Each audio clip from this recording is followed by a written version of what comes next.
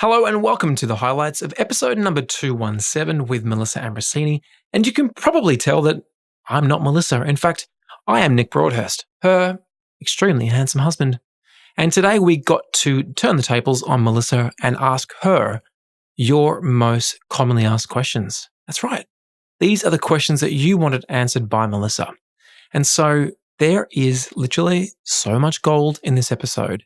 I love the part where she spoke about her health journey and her current food philosophy. It's really, really interesting stuff. And there's a lot in here about what she's working through right now in her relationship with me, and also amazing tips when it comes to business and social media and just life in general. There is so much in here, but you can get even more inspiration in the full episode. So to listen to the full podcast and to get all the info in the show notes, head to melissaambrosini.com/217 right now. I'm really excited to do this conversation because we get to talk about things that we love as well. How have your views on health and nutrition changed since starting the Melissa Ambrosini Show? I'm always changing, growing, learning, and evolving, because if we're not growing, we're dying. And if you think of it like a plant, like if a plant isn't growing, it's decaying and it's dying. And what I think or thought or believed yesterday is going to be different to today. What I think, thought, and believed 5 minutes ago could be different to what I feel today. And so I want to remind everybody that you're allowed to change your mind and you're allowed to have different beliefs and to grow and evolve. That is what we're here for. So my opinion and my view on health has definitely shaped and shifted and grown and evolved over the years, and in particular since we've been doing the show for the past 2 years. But let me tell you where I'm at now in my life. I am so dedicated and committed and loving eating a whole food plant-based diet. And what that means is foods that are from nature. So vegetables and fruit and nuts and seeds and legumes, all of those beautiful things that we find in nature.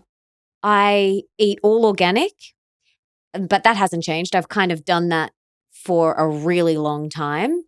And I'm so committed to eating as much from nature as possible and getting a whole colorful range of different plants on my plate. And there's an abundance of it. And we are so lucky to have that abundance available to us. So still on the food, what do you have as a treat? Okay, well, we can tell them what we had yesterday as a treat. Yep. So we have been experimenting with this vegan brownie recipe and kind of tweaking it, and just, I will put it up on my website, so don't worry.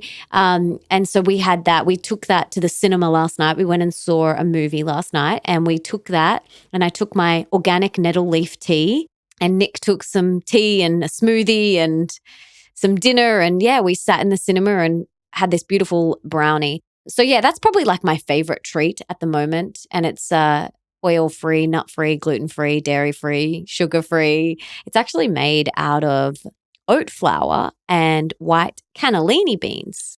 So that is what I love, having a treat. We don't use the word treat. We just call it a dessert, because I don't want it to feel like I'm not having a treat. Like for me, my bowl of vegetables is a treat. You know, my curry is a treat. My smoothie is a treat, you know. So for me, we don't call them treats. We call them desserts, and we enjoy them. We have no guilt around it. And that's something that's really important as well. And yeah, if you want to make something, just make it and enjoy it and eat it with love. Do you dye your hair? I have mentioned this now so many times on different podcasts and different Instagram posts. No, I do not dye my hair. I have not dyed my hair in 10 years. And a lot of people are like, yes, but you have blonde highlights. That is because I spend a lot of time in the sun and in the ocean. So my hair is actually, in summer, it's incredibly dry. My hairdresser's like, you've got to what I usually do is I swim in the ocean every day and I don't wash it. And he's like, Melissa, please wash the salt out of your hair. But right now it's winter here in Australia. And because I haven't been swimming as much, my hair is like getting back to luscious, which is really nice. But nope, don't dye my hair. I choose not to put anything, any toxins, any chemicals on or in my body. That is a choice that I have made. I'm very, very intentional about it. All of the products that I use in my home, in my bathroom, in my home, and for cleaning and things like that, they're all as toxic free as possible and as natural as possible, because our skin is our largest organ. What we put directly on our skin gets absorbed straight into our bloodstream with everything that we buy, not just our food, everything. So please be really mindful of that. Nothing better than a sun-kissed body, I reckon. Speaking of non-toxic, it actually ties into the next question. What do you use as a natural perfume? Well, I use the beautiful doTERRA essential oils. Right now, I actually have spearmint on, and that is because I have a collection of oils next to my desk, which are my work oils. So they are uplifting and inspiring oils that I want to kind of give me that boost of energy. And spearmint and peppermint together are just so beautiful. It's like, woo! It's like you don't need a coffee when you've got peppermint and spearmint next to you. We had a few questions around 5G. Now, if you've been watching my Instagram or Melissa's Instagram, you would have seen that we've been incredibly outspoken about this. And we believe this is one of the greatest human rights violations ever to occur, ever. So let's talk about 5G. The questions were, why have you decided to become an activist in that area?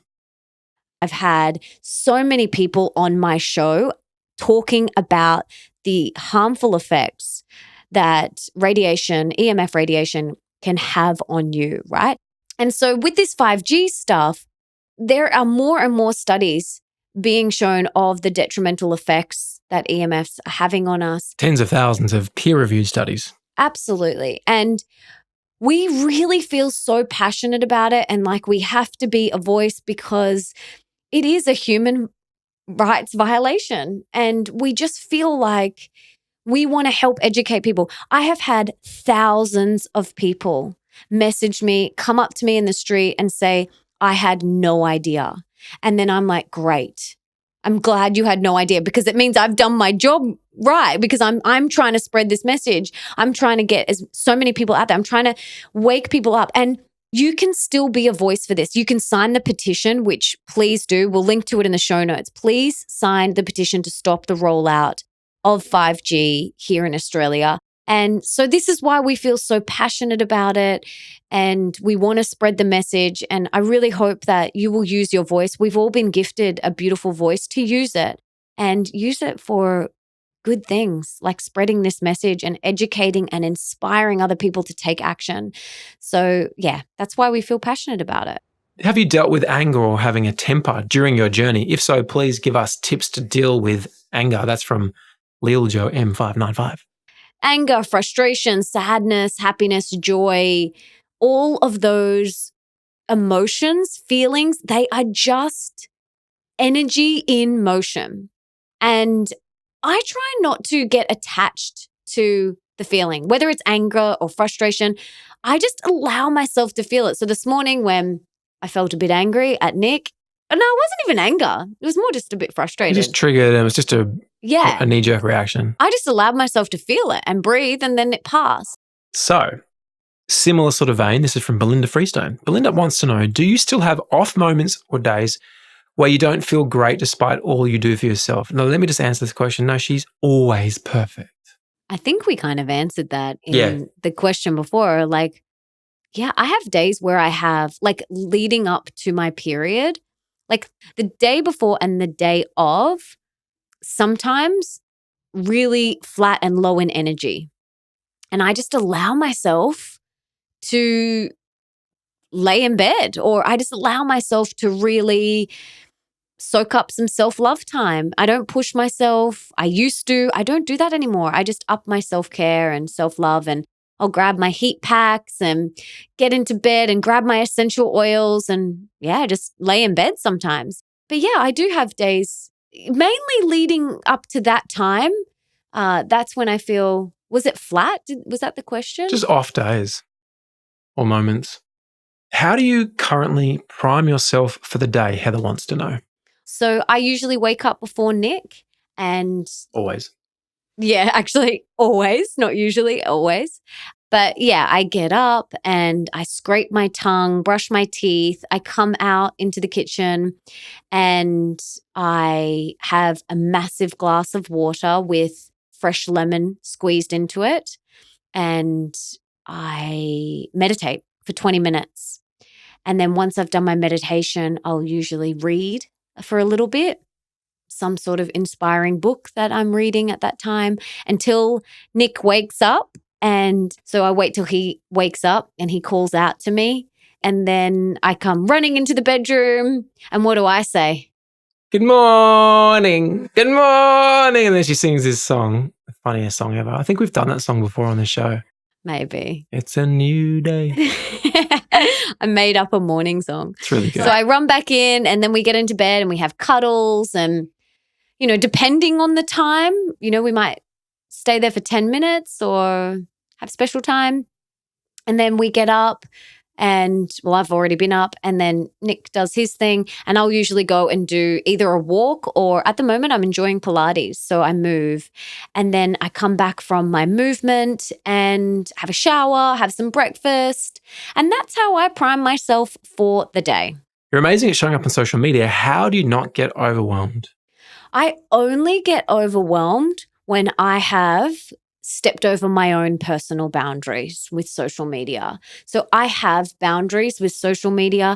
And yeah, when I step over those, that's when overwhelm seeps in. So for me, I live by the philosophy of create before consume. And what that means is in the morning, I create my most important work for that day, whether that's writing an Instagram post or a blog post or a podcast interview. So I create and then I consume, and that's consuming content like on Instagram or anything like that. Most of the times I don't really open Instagram until I have done my creating for the day. Sometimes that's like 11, sometimes it's 2 in the afternoon. So that's my boundaries around that. I don't have Facebook on my phone. I don't have email on my phone. I don't have Twitter on my phone. The only social media app I have on my phone is Instagram. And I choose when I want to go into that. I try and respond maybe twice a day to messages and comments. And when I overstep that and I check a lot more than my 2 times, that's when the overwhelm starts to seep in. Now, Tanya wants to know, are there any secret projects we can look forward to? There are so many secret projects. Should we tell them some of them? No. We could give a hint actually to the next book. Ooh. Do you guys want to hear about book number 3? Do it. Should we? We're allowed? I don't know. Yeah, do it. Nah, we can't. How about we do a little hint? Okay, let's give some hints. There's more than one author. There's more than one author. Might be co-authored with me. There you go. That's probably the most we can give away. That is all we can give away at the moment. It's going to be epic. It will be out September next year. So September 2020. So long. It does feel like long, but it'll be here in a second. Yeah. And it's really exciting. And we've got so many other awesome secret projects. We want to really take things to the next level. Or just a leap forward. Yeah, but even if someone else is doing something similar, it's on board. Yeah, we want to innovate. Yeah. That's what we do. That's better. As creatives. Well said, darling. Okay. You seem to have so much going on, but you're so consistent and polished with your offerings. How? I get asked this question a lot, and this is definitely my pitta in me. I am so organized and disciplined. That's how I get so much done. That's how I have so many things that I'm working on, my books, speaking gigs, our Path to Freedom team, this show, the podcast, sponsorship, ambassador stuff, all sorts of things. And then all these secret projects that we're working on too. And for me, I am incredibly organized and incredibly disciplined, and that's how I get it all done. Yeah, well said. Most challenging moment this year from Sandra. Yeah, like, when I get asked this question, I just think I'm trying to rack my brain because, my brain erases those things because I'm always growing and evolving. Do you have one? Well, I was going to say, what about your finger? Oh, almost see. This is the thing. I'm not joking. I can't really remember it. I could tell it then. Okay, you tell it. So, Melissa, we had a very close friend of ours sadly took her own life at the end of December, and it created, clearly an amount of stress. And Melissa had a small amount of eczema on her finger, and she was scratching it, and it was there because of the stress at that time. And No, it had started because of my wedding rings. Oh, was it? Yeah, it started because of my wedding rings. It just got worse because of the stress. Yeah, and then it got worse and worse and was just like all over my pinky finger on my left hand. And it was getting worse and worse. And we were finishing the renovation, trying to get the renovation done before New Year's Eve because all of the contractors were going on holidays and we couldn't have them until the end of February. So we were trying to get so much done. And then in the middle of that, still working, still being a stepmama, and organizing a surprise 40th birthday for Nick and all on my own. And then our friend took her own life and it was a lot. It was a lot. And so this eczema on my hand, on my finger, was just getting worse and worse and worse. And I was scratching it in my sleep. And it ended up getting really infected. Yeah, I'm sure you would have heard of golden staph. And this was a particularly nasty one because it was antibiotic resistant golden staph. And it ended up kind of eating most of her finger away. And it was pretty gnarly. It was touch and go for certainly for 2 months. It was touch and go, whether that was going to spread, whether you could have problems with that finger. It was pretty scary. Every single day we would look at the dressing, take it off and hope that it got better. And for a long time it didn't. It just got worse for 4 weeks. And nothing was really seeming to shift it. It was a huge challenge. And of course, this self-perpetuating cycle of stress because you're stressed about the infection, which just feeds it even more. And then it started getting a bit better, which was great. It took a long time. And then there was a moment where we took a dressing off and literally a third of her finger came off with it. It was so disgusting. Gross. But it was kind of a relief because we knew the body had healed to a degree, even though we could see flesh and bone almost. It was gross. Tendons, and it was really feral. Now you can't see it. Her finger's still a bit stiff, but you can't see anything. But yeah, it's completely healed. What is one of your current struggles and how has your point of view changed on them? That is from by Malis. I don't feel like I'm struggling. I don't nothing's coming to me about struggling, but this isn't really a struggle. This is just something that I am aware of right now. And that is within some friendships of mine. And realizing what I've realized is that everyone has a different love language and there's different ways that people express their love.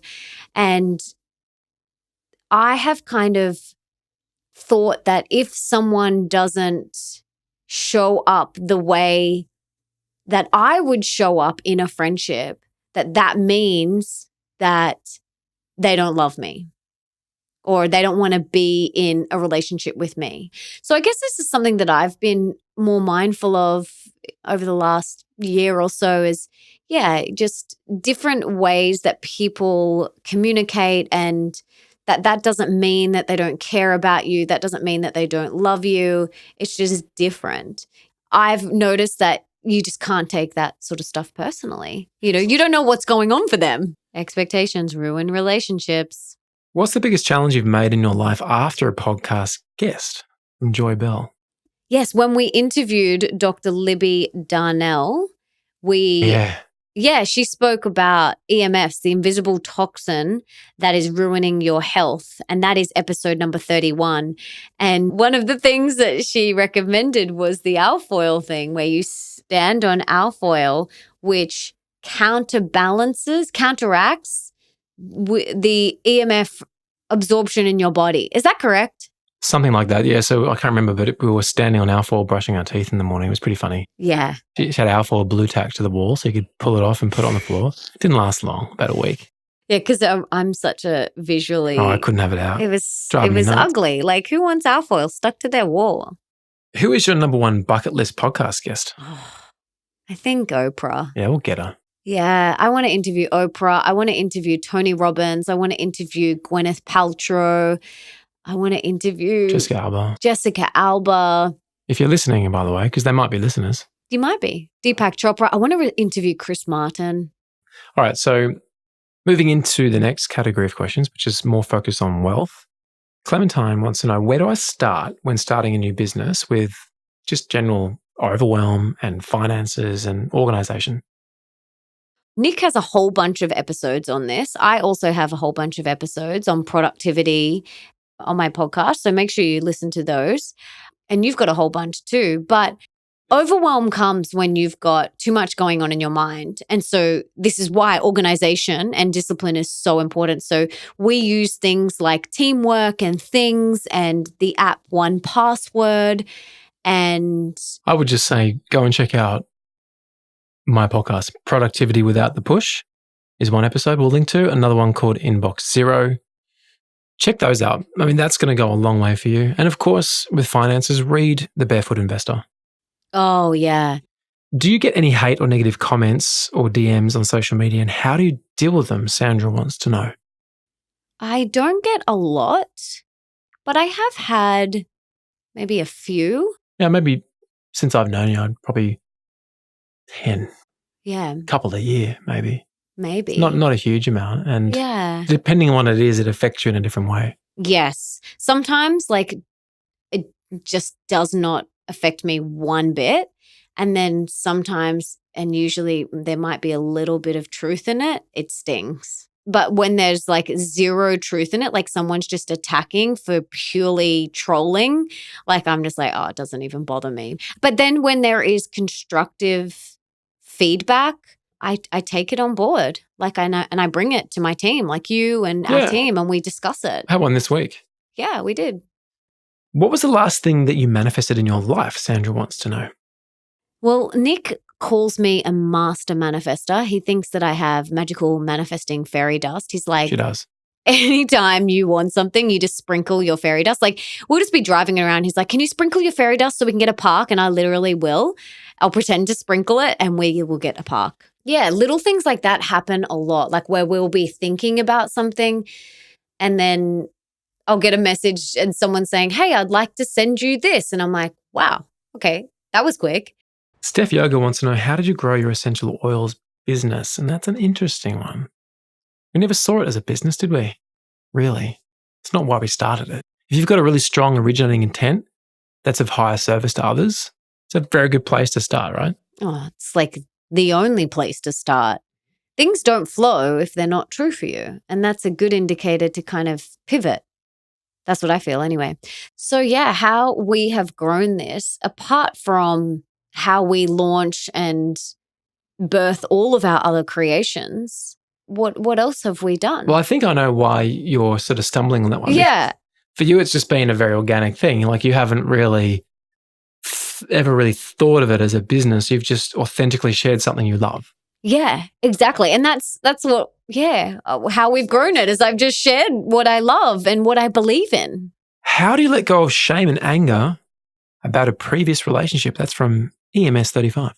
Shame and anger are two different things. And I think let's just pretend the question is, how do you let go of anything from a previous relationship? It is a conscious choice, but it's also they're depending on how that relationship ended, there's got to be a resolution within yourself about that relationship before I feel like you can fully move on.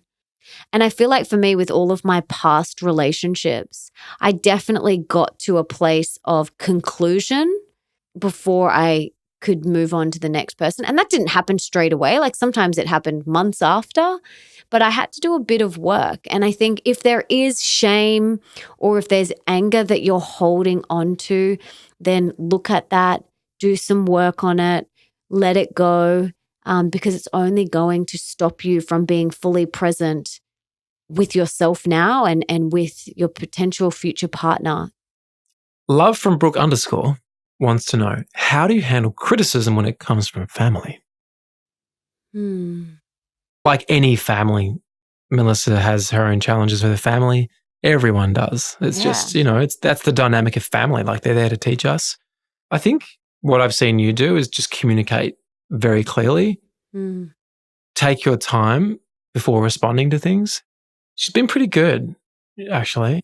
There's been some challenges since we've been together, and she's moved through that through just sitting with it a lot of the time. Doing the inner work. I mean, to be honest, you've been seeing a psychotherapist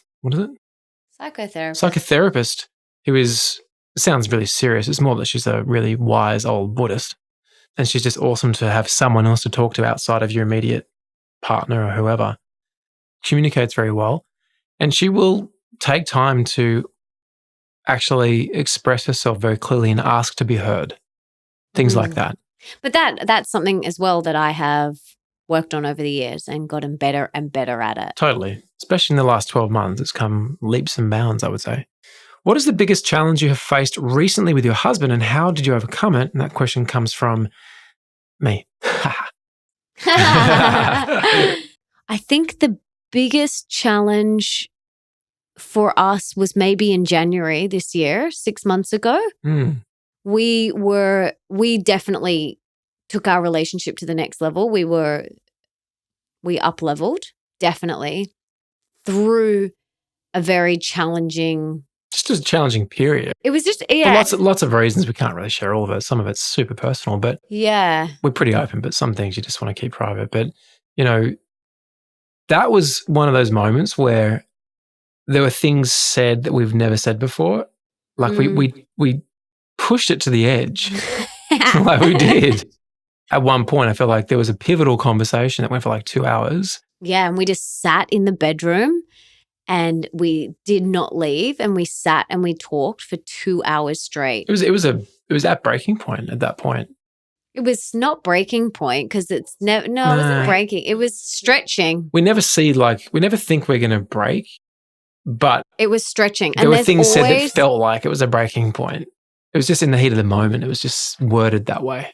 I feel like I don't see it like that. You see it different to me. I don't see it like that. Like I see it like glass ceiling. Like you've hit another level and then you up level. I think maybe that you just forget what you said. I don't know. I seriously, I don't remember these things. I don't. I remember everything. Even just racking my brains thinking about this period, I don't remember it. Or I remember so many of the great times. You ask me about all the great times, I will remember and be able to replay them in my mind and give you a perfect example. Favorite moment right now, go. Oh, so many. Greece, both times. Greece, in Milos, and swimming in the beach, swimming at that beautiful moon beach with you. That's one of my favorite moments ever. Getting married, maybe? I don't know. Yeah, that too. That could be. Getting proposed to, maybe? I don't know. Oh, that just too. Whatever. And even your 40th, that was amazing. Yeah, the first day we moved in here was amazing. That was amazing. It was so we woke up amazing. here on Christmas Day. Yeah. We just woke up and just pinched ourselves. Babe, I have so many moments, favorite moments. What do you attribute your success to? I think being so driven, organized, and disciplined. Yeah. And what about doing what you love? Yeah, that's a given. Makes it easy, huh? Easier. Yeah, that's a given. What's bringing you the most joy right now, apart from me? Oh my gosh. I think one of the things that's bringing me the most joy right now is just being in the kitchen with you, and the 2 weeks that I don't have you here, I just eat so boringly, and so having you here is so fun, and just experimenting with, new recipes and getting excited and getting in the kitchen, that's bringing me a lot of joy right now. What is the one thing you are working on or would like to improve within yourself at the moment? Not taking things so personally.